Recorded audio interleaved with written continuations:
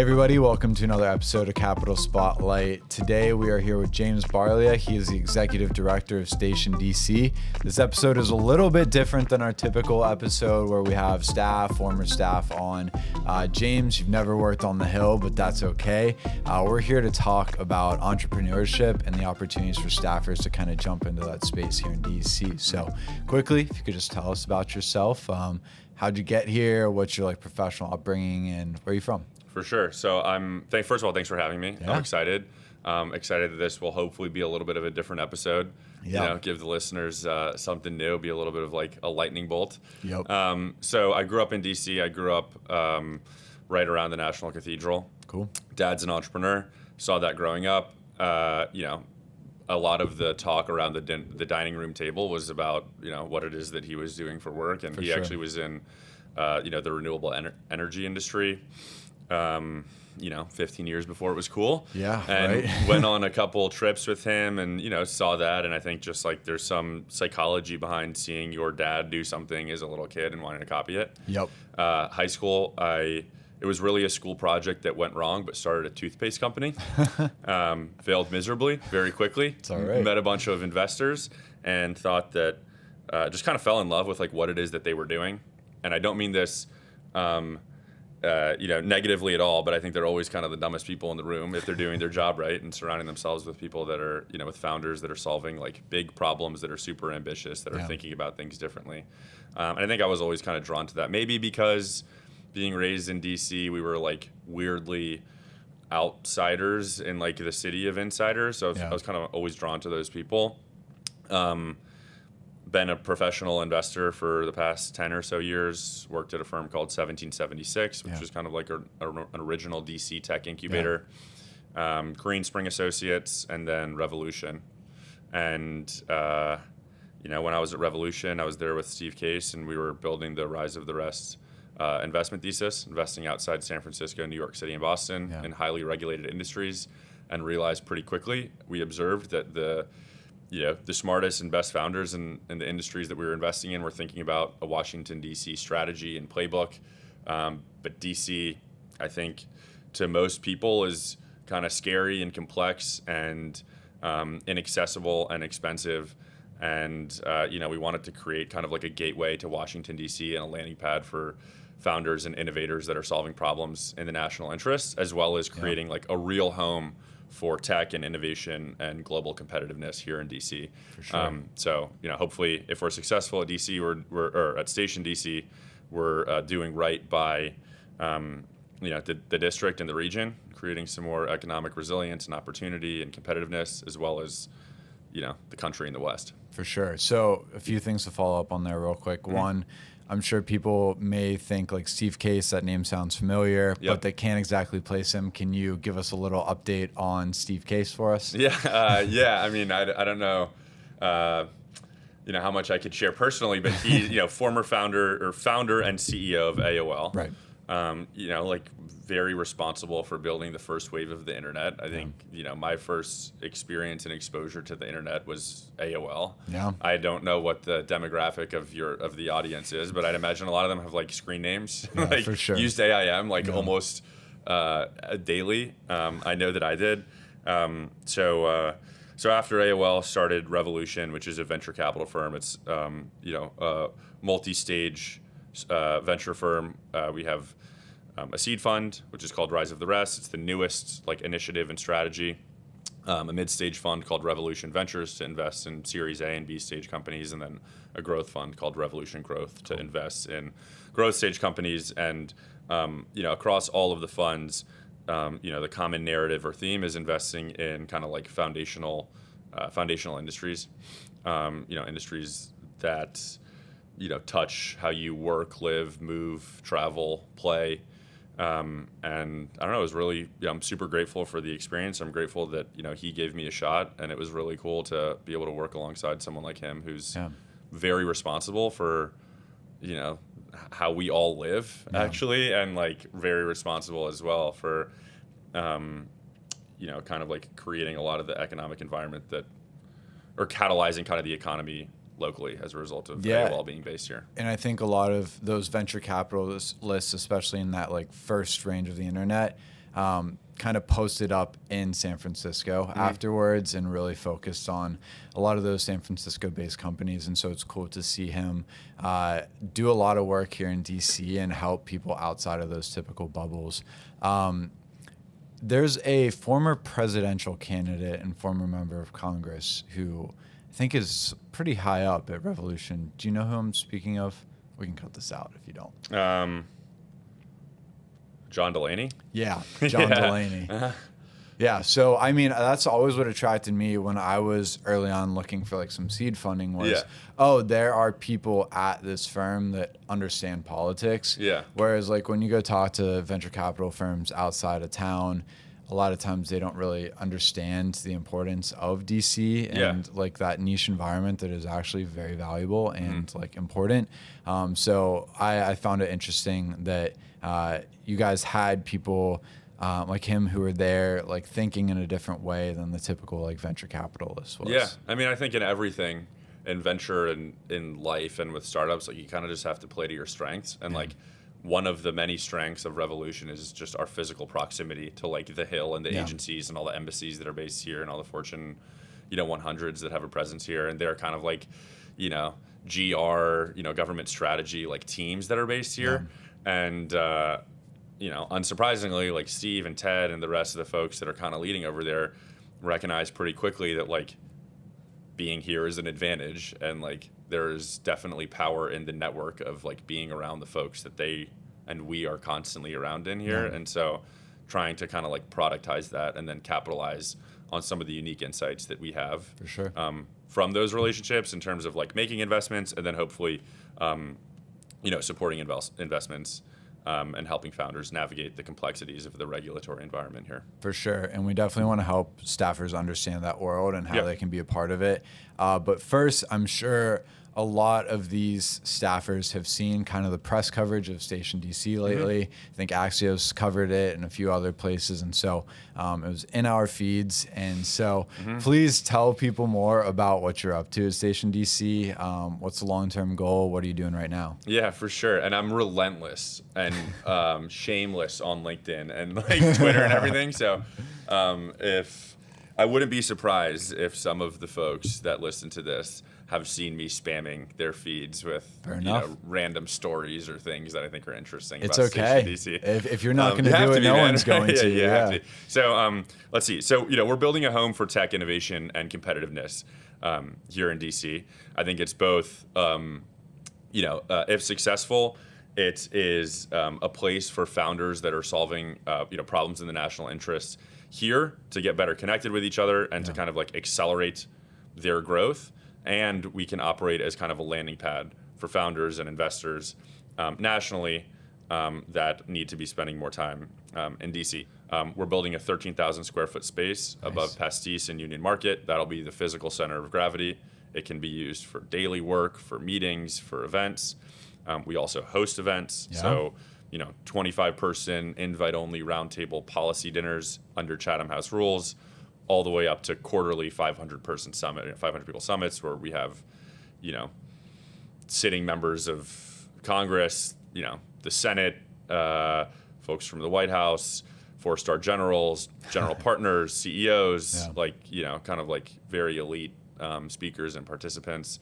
We're part of Capital Factory, which is an accelerator in Texas, and so they've been around for almost 20 years. We're copying and pasting a lot of their programming playbook and building on top of the network that they've already built. And then also because of our network of our team's network and our board members' network and our advisors' network, I think we do have some like very basic but unique policy and regulatory intelligence that we can offer our members. And so by way of doing all of that, we're building just this really elite network of like problem solvers and decision makers in DC. And hopefully can have a very small influence in shaping a stronger region and country. For sure, and I really want to go in the direction of talking about how a former staffer like myself, can figure out how to make that jump into entrepreneurship. And I think an important part of that is inspiration. And so before we get directly to that, what was the inspiration behind your toothpaste company? Dollar Shave Club was acquired for $1 billion in, I don't know what year it was, like 2012 or something around then. There. And it was, again, like it kind of started as a school project. And me and my teammates, we were like, okay, Dollar Shave Club was acquired for $1 billion. What else do you buy with some like recurring cadence? Toiletries, like usually toothpaste. Like I don't know how often you're buying toothpaste. Maybe it's like once a month, once every 2 months. Like what if you just didn't have to think about that? Like maybe we could build $1 billion company doing that. And like shockingly, none of us had any experience like in either in CPG or like as chemists creating toothpaste. And like we wanted it to be these solidified toothpaste tablets. So like you could track, and we were talking to some hotel chains and we were like, it'd be good for business travelers. We were thinking about maybe selling to the DoD. So I don't know. It was a crazy, ridiculous idea. There's actually a company called Bite Toothpaste, BITE, that executed on what we so they stole your idea. Thinking about. I won't say that, but ideas are cheap. Execution is everything. Fair enough. I think it's cool though that like early on you had that mindset of, hey, like this worked. Why can't we like try this in a different world? Exactly. And I don't know if Dollar Shave Club ever like expanded to outside of just like, like shaving products. Like I feel like that it would have been logical to like, increase basket, basket size. It's fair. Like I feel average like order value. Harry's kind of did that, like expanded on that and does like body wash and stuff like that. That's but it's a good point.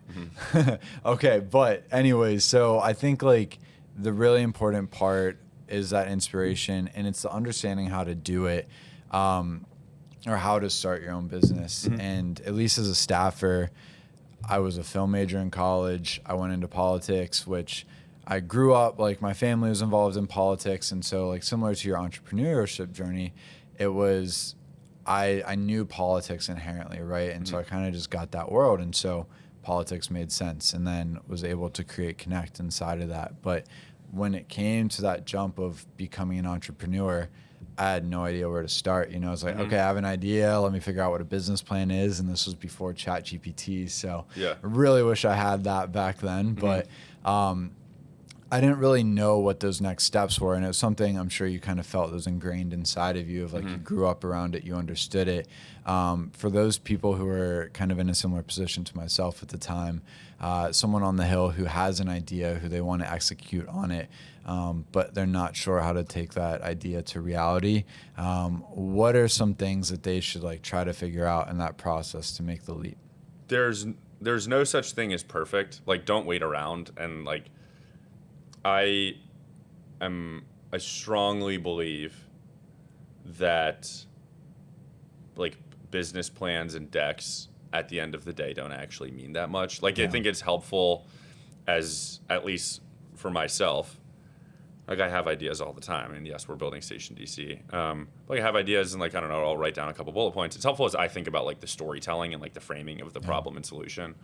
But I mean, I just like have a bias towards action. Like you have an idea, go start talking to people. Like I don't know what it could be. It could be we can use the toothpaste company as an example. Like I remember we stood outside of a Starbucks on my street, and like we leaned into the fact that we were students and we were young, and like we set up a table and had like wrote on a poster board like, I don't know, student project, like help us out or something. And then asked, we would do surveys. Like we stood on the side of the street and we asked people like, how often are you buying toothpaste? What are the problems that you're having with buying toothpaste? Is it too expensive? Do you like, how are you making sure that your child is brushing their teeth? When you travel, do you buy like the travel size toothpaste, or are you traveling with like the 3.8 ounce toothpaste? And like, you just kind of start to listen to your prospective customers and like gather more data on if it's a problem.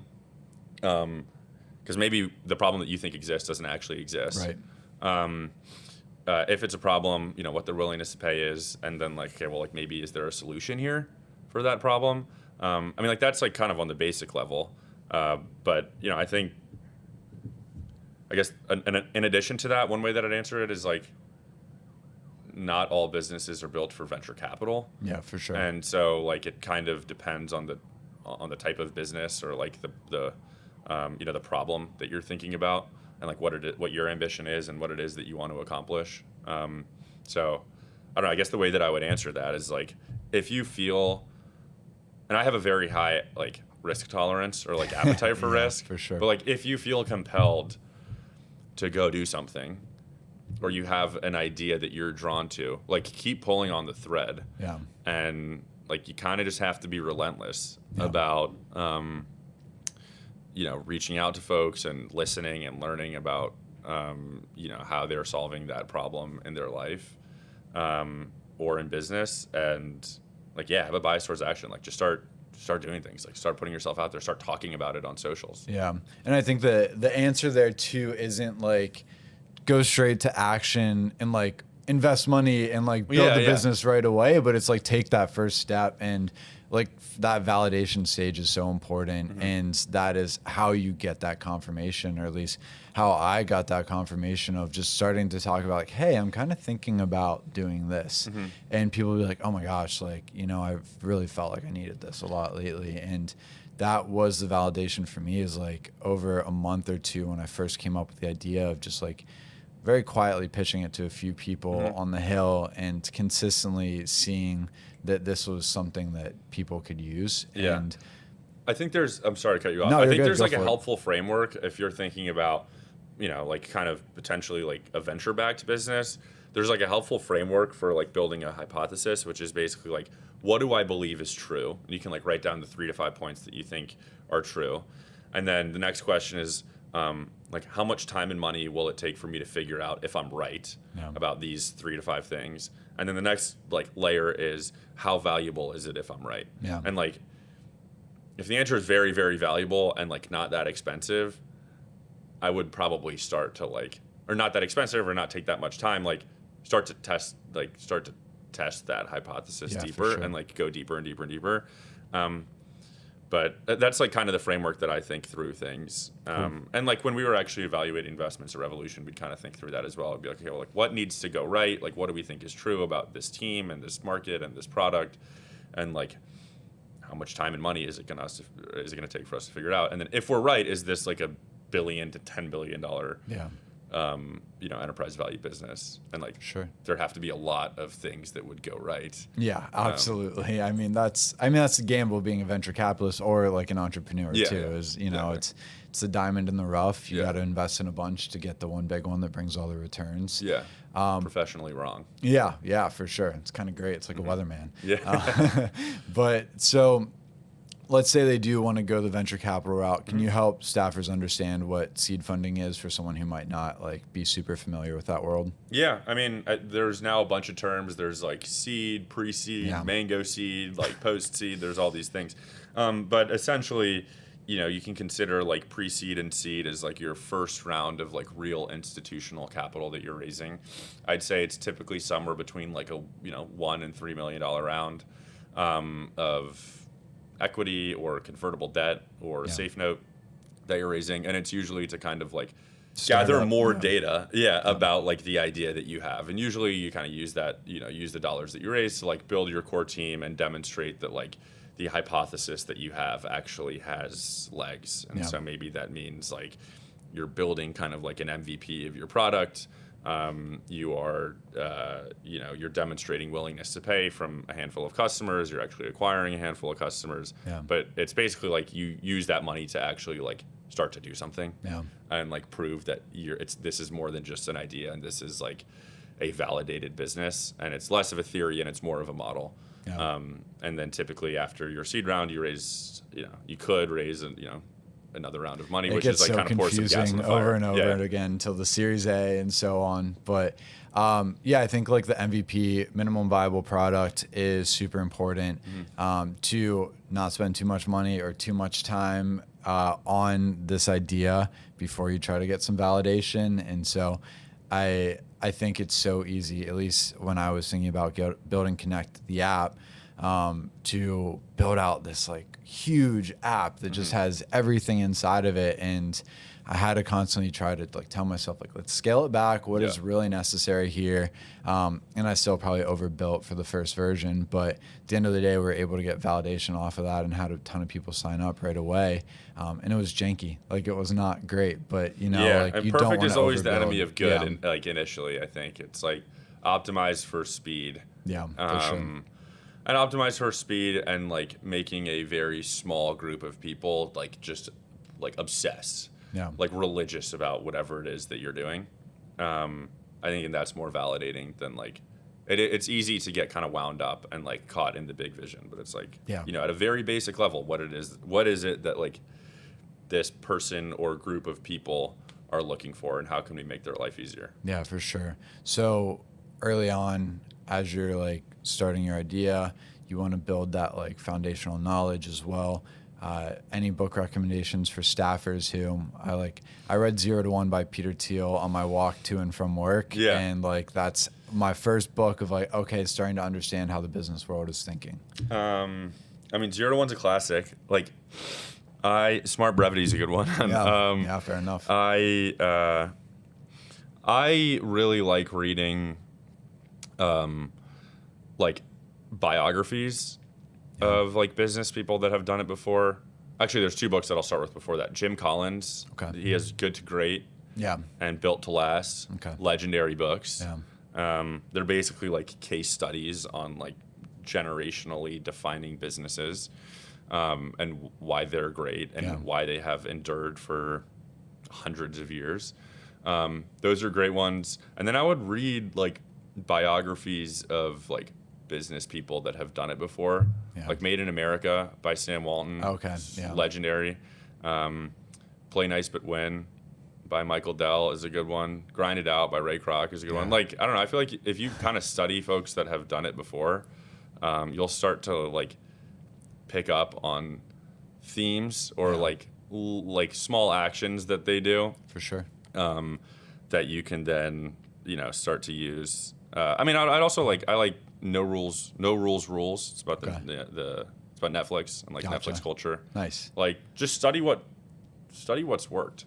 Yeah, I think wisdom is doing something long enough that you've seen it before and you understand how to deal with it. And obviously, as younger people and someone who hasn't built a business before, the only way you can develop that wisdom is to, I guess, take it from someone else until you've like seen it firsthand. And so that's super important to like go down the route of the people that have done it, made it super successful. Have you read Shoe Dog by Phil Knight? Yeah. I love another that one, book. like just classic. Yeah, I wouldn't say that was like the most functional. It's a good like grind, like sales guy one, but it's not the most functional like how to build a business. But just like for the read itself, was just such a great book. Yeah, and then also like, I mean, I like reading like psychology books too. The Happiness Advantage is a good one. Like these aren't like, you know, how to build a business in 100 days. These are just like, you probably need to understand people. Yeah. Or you need to understand people. And so like, I think the more you can read about psychology and like understanding how people are, and why people are, like how and why they are, helpful. You know, it's helpful. So The Happiness Advantage is good. Thinking in Bets by Annie Duke is good. Okay. I don't know. I'm blanking on it. Like Emotional Intelligence 2.0, like that's a classic. Like, yeah, you know, that is a start good to think one. through like all of just like the basic. Do you recommend The Lean Startup? Have you read that? I read that, and we actually had to read that in high school. There you go. That's a good book. I think to read it in depends high school. on the type of business. I mean, the whole concept is like, don't spend a lot of money. Like, go talk to customers, gather feedback, like iterate really, really fast, like ship product, and like keep doing that over and over. And like that works for certain businesses. Gotcha. It doesn't work for like a weapon system. Yeah. You know, like, that's not really gonna like that. Probably doesn't. It is not gonna work for like, I don't know, Anduril or like Castilian that's making like hypersonic missiles. But like maybe that'll work for like a consumer like For fintech sure. company. Yeah. So how do you identify that entrepreneurial bug? You know, like if I'm, at least in my experience, it was I kind of felt called to start a business and kept my eyes open and started to think about problems that I was seeing in my daily life and just journal them and like kind of play them out inside my head and like in my notebook. And eventually that's how I kind of like figured out the ones that were more useful. And then over time figuring out Connect and realizing like, yes, this is the one. But how do you identify that thing inside of you? Because there's a very small percentage of people who really want to take that risk and go into entrepreneurship. Any thoughts on how staffers can know if it's the right approach for them? It's not easy to start anything. It's really hard. And it's also like, it's hard. There's pressure. It's lonely sometimes. Yeah. It's definitely lonely. So like you kind of have to have like, and a lot of people are going to not understand it or tell you you're wrong or tell you it's a bad idea. Like, and I guess what that's getting at is like, you have to have like deep conviction in whatever it is that you're doing. Like so much conviction that you're like, yeah, I'll dedicate like 10 years to doing this. Yeah. And you know, if you raise venture capital, like it could be a 10, 15 year journey, easy. Yeah. Even if it doesn't work.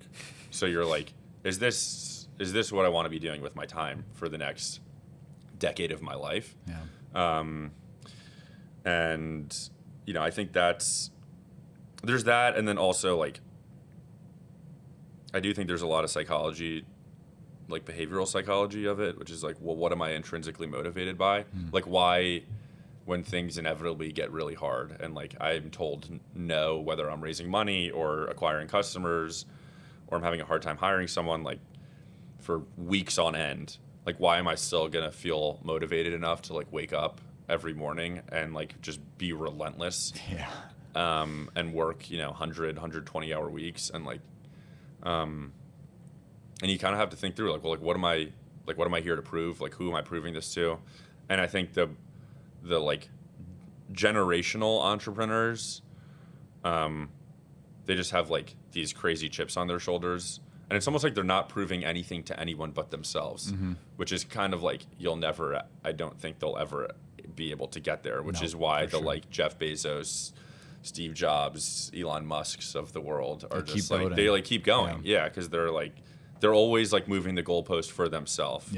And so I mean, I think like deep reflection about all of that is really important before you decide to actually like commit your time to something, because you're not going to be successful if you're like half-ass. Yeah, for sure. All. And like you have to go all in, and you have to like be obsessive. Yeah, that's where I was going to go with that. There's so much to unpack from that, but I think that obsession of like, if you're working another job or you're working your job and you decide that this other thing is so important to you that you're going to dedicate nights, weekends, make your life harder to make this happen because you love the idea so much. Obviously, include the validation of others when it comes to like, hey, this actually sounds like something I would use. Yeah. But like that obsessive nature of just like go with it and just keep going. Yeah. If you're willing to make those sacrifices and you care about something so much that you will turn away social opportunities or turn away financial opportunities to push money in a different direction, like that is something that's super important. And inside of that, I think there's another part of it too, is whatever's hot, whether it's AI or it was like fintech or Bitcoin or, you know, like there's always some like thing where venture capital is really starting to flow in that direction. And I think there are a lot of opportunists in this world too who try to cash in on whatever's hot and don't really put that full thought into like why they're doing this, or they don't have the why behind it. And the why is, I just want to make a lot of money and get venture capital in the door.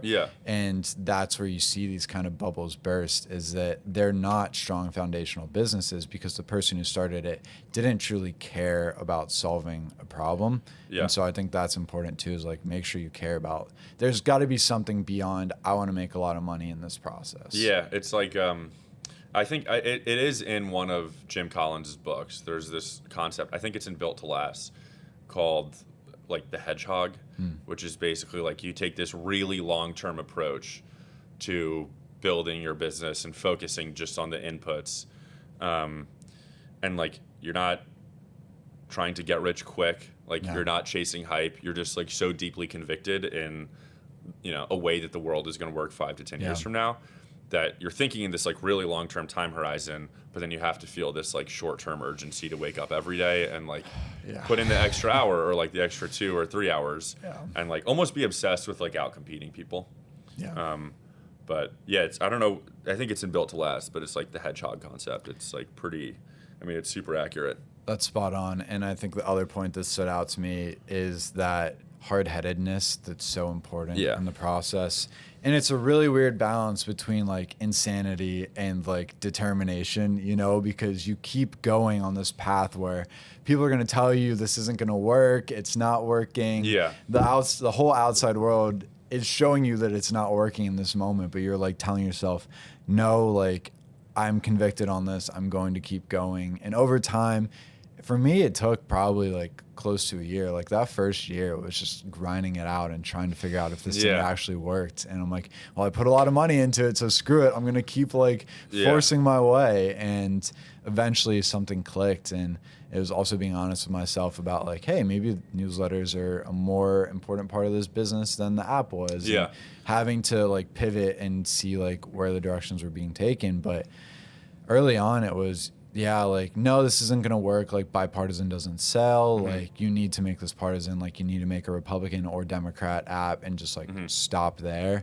And I just refused to accept that. And, you know, there's this weird balance of not listening to other people. But there's still humility. listening. Like, you had the humility to be like, okay, well, maybe it wasn't plan 1A. Yeah. But we're listening to customers enough. We're, like, gathering feedback and data. And it is leading us to believe that like, okay, like the newsletter is actually what's really working. So let's start to put more time and money behind the resources behind the newsletter, where the long-term vision is still like, it all still kind of remains the same. Yeah, for sure. That was super hard too. And it's like, I saved up a ton of money while I worked on the Hill to start the business and didn't take venture capital. I tried, you know, like I wasted a lot of time building decks, but at the end of the day, like it was my money that was invested and I had put it towards building the app, right? Yeah. And so I'm like, no, the app has to work. And I remember sitting around at Christmas with my either girlfriend or fiance at the time and now my wife, and her and my mom were just telling me like, it seems like the newsletter is the way you need to go on this, you know? Like, you're getting a lot of readership here. Yeah. And it's like, but no, like, I put so much money into the app. It has to be the app. And so you have to, like, let yourself change your mind. And it's really hard to do in those moments. Yeah. You got to you have to stay humble. And it's important to surround yourself, too, with people that humble you. Like, our board is amazing because, like, they humble me all the time. Yeah. And, like, we have an agreement where it's like, you guys are demanding and supportive. Yeah. You all, you know. You're demanding and supportive. Like, hold us to a standard of excellence in everything that we do. Never let us sell ourselves short. Yeah. And also, like, give us very direct feedback. Like, directness is kindness. Just say, like, I think you need to think about this before you actually do it.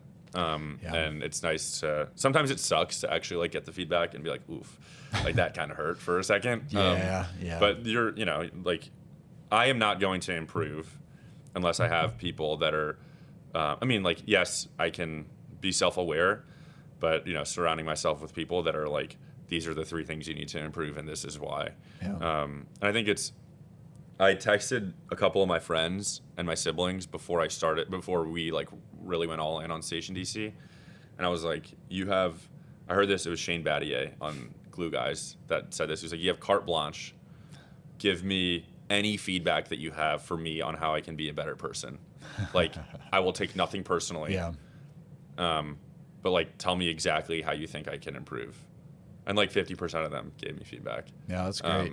It was humbling for sure. Oh, but, yeah, like, for I sure. knew what I needed to work on. Yeah, and if you're not willing to be honest with yourself about that stuff, then you're going to go off in wrong directions. Whether in business, in life, and working for somebody else, like, just a good thing to maybe check in on every once in a while. Yeah, exactly. So on the risk side of things, my assessment of DC is that this is a place where risk is not a main priority in this town, right? There's a lot of safety. These institutions have lasted hundreds of years, partially because of safety, but it wouldn't have been started without risk, right? And so how do you develop a risk tolerance? Or, like, I don't know, like, my wife is someone who's smarter than me, more creative than me, but doesn't have a risk tolerance, right? Like, in the same way, so we balance each other out well, where she plays things safe, I'm more risky, and so it allows, like, she would never start a business on her own, but would have all the attributes to do so. Yeah. Whereas I'm like, screw it, let's just go do this, Yeah. you know? And so how do you develop that? Are you born with it? Like, what do you look for? Yeah, I mean, I feel like we're gonna get philosophical here, but like there's like a degree of nihilism, Yeah. you know, that's Yep. like that influences your risk appetite, where it's like, I don't know, nothing really matters at the end of the day. Like all we have is time. We might as well like just go to try to work on something that's important. But I also would challenge, like, I think it's kind of a false narrative that DC, there's like not a large appetite for risk in DC. Like if you think about a lot of the reason or the primary reasons as to why people end up here, it is because they are working for or with the government. Let's like focus on the folks that are working for the government, primarily the federal government. Like if you start to peel the layers back of that, it is because I think those individuals, whether they acknowledge it or not, are fundamental optimists, and they want to be. A lot of the time are working for the government because they think that things can improve. Like they think that something can get better, and they think that they can influence that thing getting better. For sure. Like, therefore, you're optimistic. You're like rationally optimistic, sometimes irrationally, but rationally optimistic. Therefore, you're ambitious. Like, I actually think there is no lack of ambition. Of like folks that live in DC. I mean, like, yes, there's the like DC people that live in DC are like class presidents or whatever, like that joke. Like, yeah, actually, that I think that's a good thing. Like there's class presidents, like those were the kids that back in the day like wanted to do something. They were like, we want chocolate milk at lunch or whatever. Like, they had a worldview that was better than it is right now, and they wanted to like move towards that like. I don't know. More perfect union is like the I feel like that's like the cliche term to use, but like move towards that like more perfect world and in their eyes or from their perspective. And so like I don't know. I feel like that it's like objectively kind of untrue that DC doesn't have like a risk tolerance. I do believe that I think we as like a district and region have not done a great job at embracing the stories of like the risk takers though, and like, you know, knowing the stories of great companies that have been built here. Yeah, for sure. And like telling those stories. And I think it is one of the many obligations that we feel at Station DC of like, we need to be, everything that we do is with founders and like risk takers at the center of it. Yeah. And like, we need to be telling those stories. We need to make sure that folks in DC and, you know, nationally are like hearing those stories and are aware of the fact that these people are solving really important problems that can shape our national security, can shape the way that we live, can shape the way that we travel and commute, can shape the way that we work, can shape the food that we eat. Like, I don't know, like that feels really important. And I think that's just been a miss of like the city historically, and so we want to have a little bit of influence on that. And I don't even remember where the question started, but like I don't know. I clearly feel strongly about this. Piggyback off of the earlier point. Most of the people that come here came here without a job. You know, like they were like, okay, I'm just gonna sign on this apartment and figure it out, or I'm gonna go live on my friend's couch for a few weeks until I find my job, or I'm going to work. Or I'm going to be a staffer and not make that much. Yeah, you know? Yeah. Or like, I'm going to work at a coffee shop until I get my staffer job. Like, there's inherent risk in that, right? You're betting on yourself. Yeah. And all entrepreneurship is betting on yourself, right? Yeah. You're like, I believe in my capability to get something done. And so I thank you for turning my point on its head of just like, yeah, there are a lot of people here, whether they're going and starting a business, but like in the business of themselves, like they're betting on themselves, like be successful here. Yeah, and like you have a specific worldview that you think can exist, and you want to invest your time in, you know, getting to that outcome. So I think that more staffers are more entrepreneurial than they think. Yeah. So for staffers who are looking for inspiration, have you seen any types of industries in particular, at least with the people that you're working with now, where with their background in policy or in communications or just in time in politics in general, that would be good industries for them to disrupt or get involved in? I mean, play to your strengths. Like if you are, I don't know, like an MLA, or national security advisor or something, like I would assume, maybe assume is the wrong word. I would think that you have unique insight on, I don't know, energy and like defense and energy and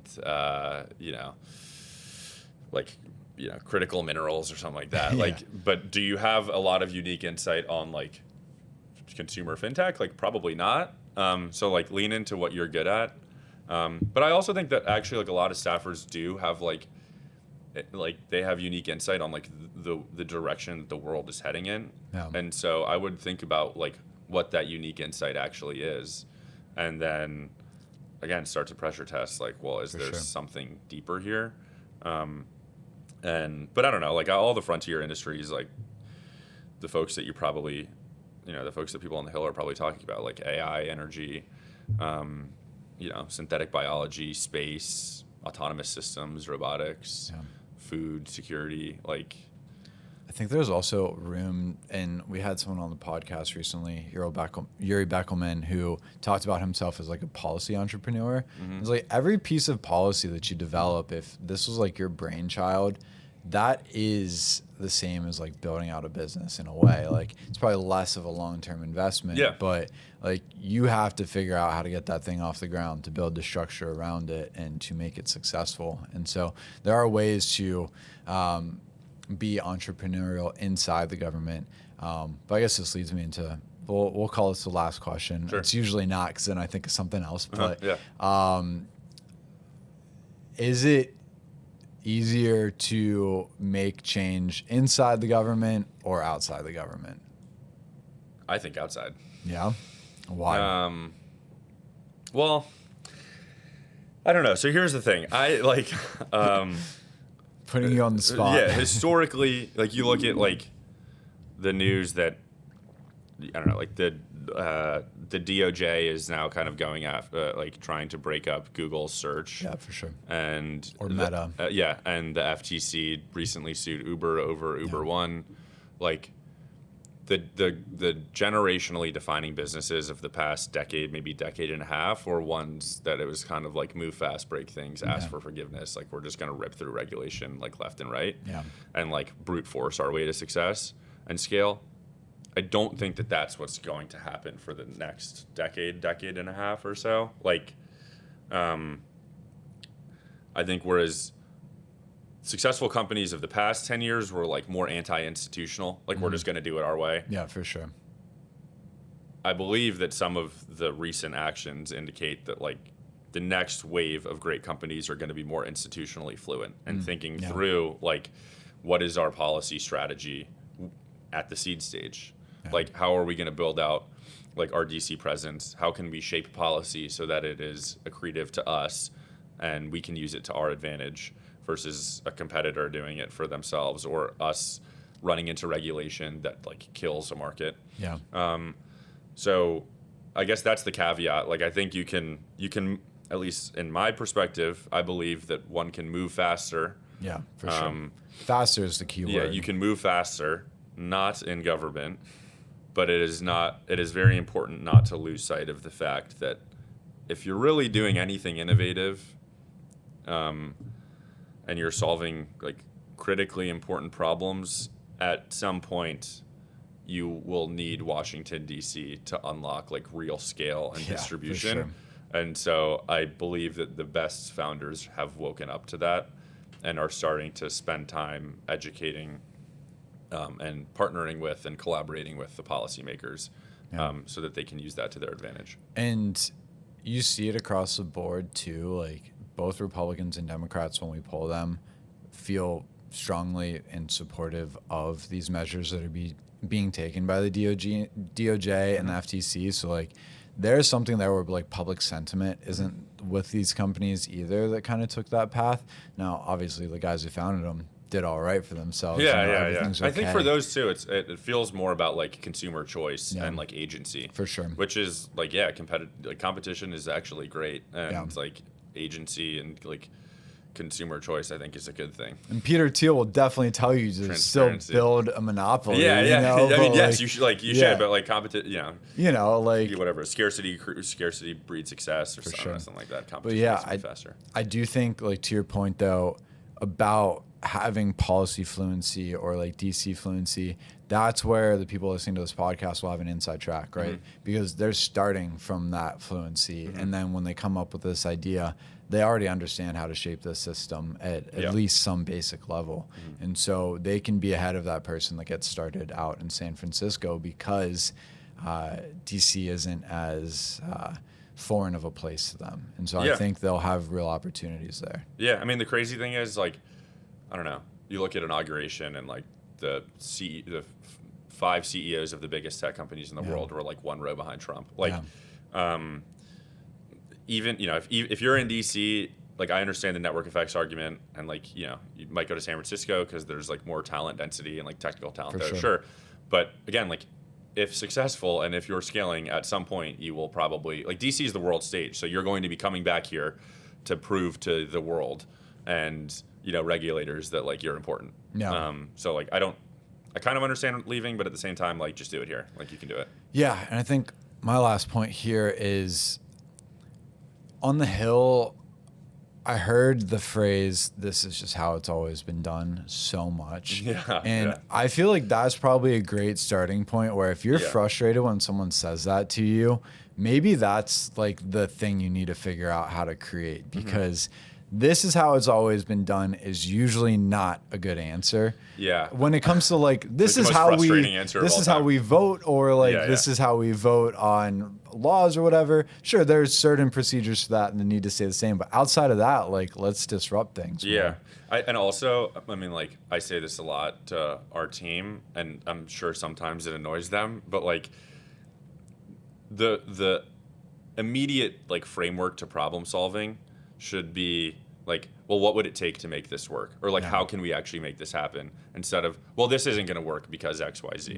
And like, I don't know, if we at Station DC can like just slightly influence like that framework in the district, that feels like success, because then we have people that are much more like action oriented and being like, oh, okay, well, no, like, we could make this work if we did X, Y, Z things. And then you start to kind of like go down that rabbit hole, and it all compounds. You got to fight that inner laziness, you know, like, that's me. I know I'll say that sometimes because I'm like, oh, I don't really want to go down that rabbit hole, you know? So got to fight that. Well, anyways, thanks for having me. This was fun, man. Thanks for being on. Appreciate it.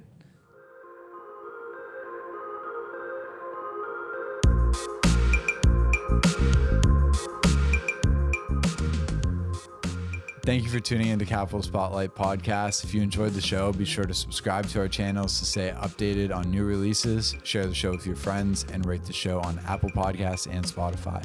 For more from Connect, subscribe to our daily newsletters, follow us on social media, and check out our website, all at Capital Connect, capital with an O, CNCT. See you next time.